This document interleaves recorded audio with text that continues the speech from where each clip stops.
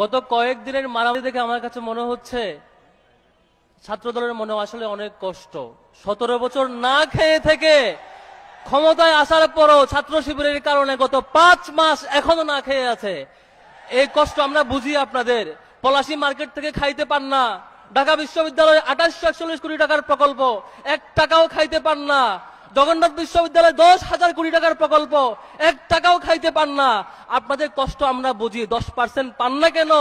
এই কষ্টে বাড়াবাড়ি আপনাদের।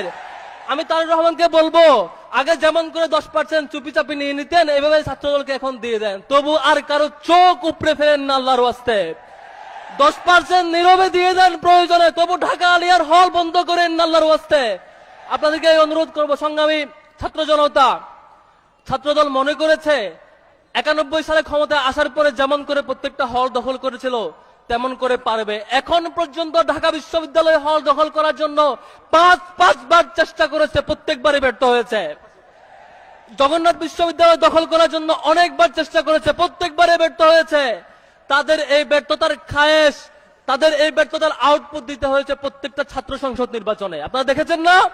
সর্বশেষ তাদের জন্য লজ্জা, বেরুবি এবং শাহজালাল প্রযুক্তি বিশ্ববিদ্যালয়ের ছাত্র সংসদ নির্বাচন তারা বন্ধ রেখেছে।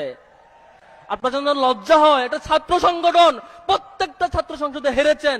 এমন হারের পর আবার নির্বাচিত জিএস এর উপরে হাত তোলেন, কোন সাহসে এটা?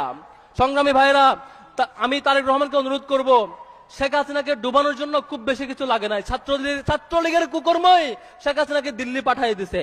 আপনি তারেক রহমান ট্রাফিক সিগন্যালে দাঁড়িয়ে থাকেন জনপ্রিয়তার জন্য, আপনি তারেক রহমান নিজে গিয়ে খাল খনন করেন জনপ্রিয়তার জন্য। এই জনপ্রিয়তা থাকবে না। ছাত্রদলের কর্মের কারণেই আপনার পতন সুনিশ্চিত দেখা যাচ্ছে।